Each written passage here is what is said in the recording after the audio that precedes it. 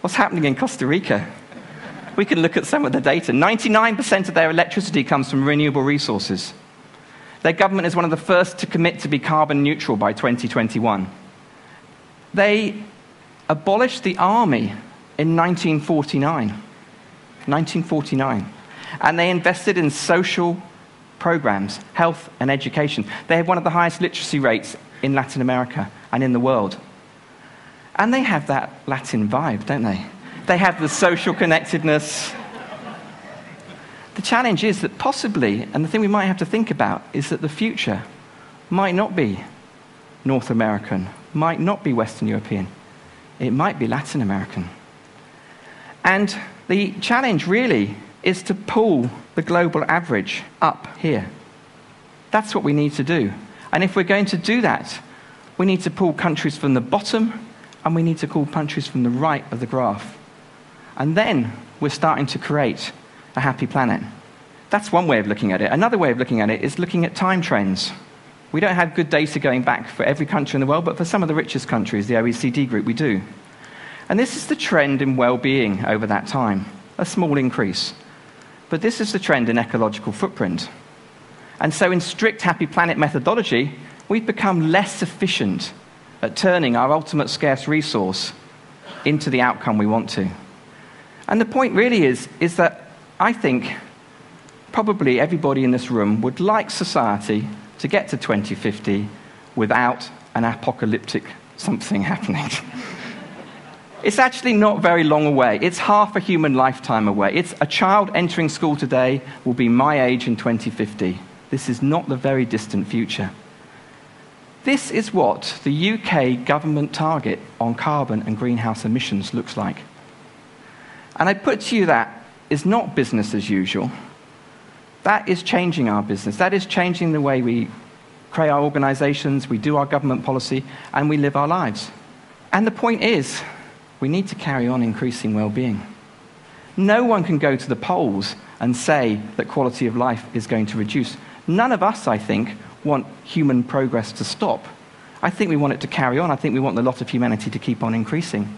And I think this is where climate change skeptics and deniers come in. I think this is what they want. They want quality of life to keep increasing. They want to hold on to what they've got. And if we're going to engage them, I think that's what we've got to do. And that means we have to really increase efficiency even more. Now, that's all very easy to draw graphs and things like that, but the point is we need to turn those curves. And this is where I think we can take a leaf out of systems theory, systems engineers, where they create feedback loops, put the right information at the right point of time. Human beings are very motivated by the now. You put a smart meter in your home and you see how much electricity you're using right now, how much it's costing you, your kids go around and turn the lights off pretty quickly. What would that look like for society?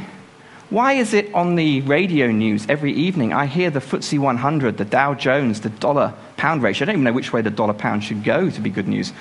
And why do I hear that? Why don't I hear how much energy Britain used yesterday or America used yesterday? Did we meet our 3% annual target on reducing carbon emissions? That's how you create a collective goal. You put it out there into the media and start thinking about it. And we need positive feedback loops for increasing well-being. At a government level, they might create national accounts of well-being. At a business level, you might look at the well-being of your employees, which we know is really linked to creativity, which is linked to innovation, and we're going to need a lot of innovation to deal with those environmental issues. At a personal level, we need these nudges too. Maybe we don't quite need the data, but we need reminders. In the UK, we have a strong public health message on 5 fruit and vegetables a day, and how much exercise we should do, never my best thing. What is it for happiness? What are the 5 things that you should do every day to be happier? We did a project for the Government Office of Science a couple of years ago. Big program called the Foresight Program. Lots and lots of people involved and lots of experts, everything evidence-based, a huge tome. But a piece of work we did was on what 5 positive actions can you do to improve well-being in your life. And the point of these is they are not quite the secrets of happiness, but they are things that I think happiness will flow out the side from.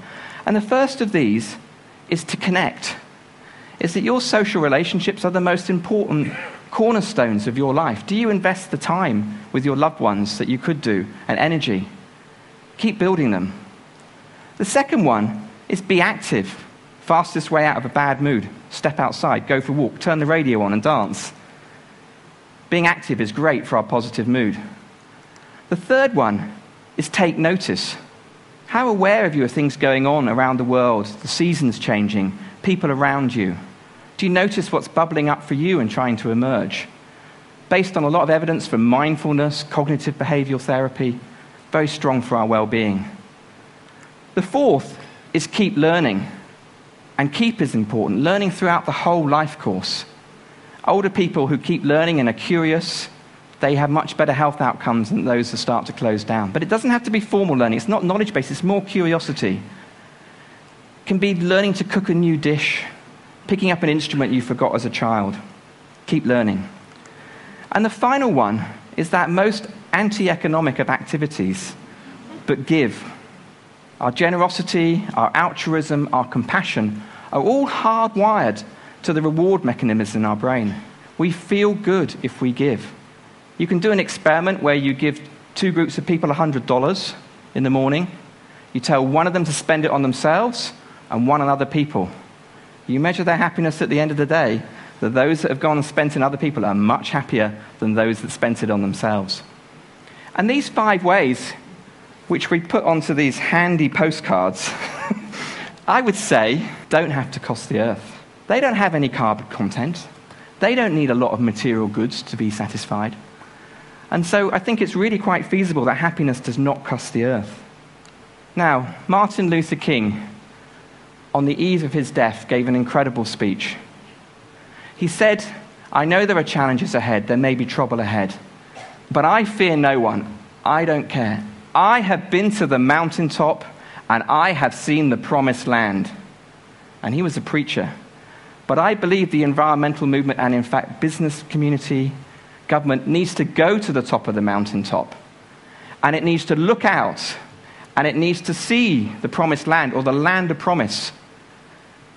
And it needs to have a vision of a world that we all want. And not only that, we need to create a great transition to get there.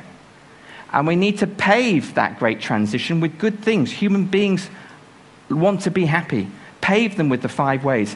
And we need to have a signpost, gathering people together and pointing to them, something like the Happy Planet Index.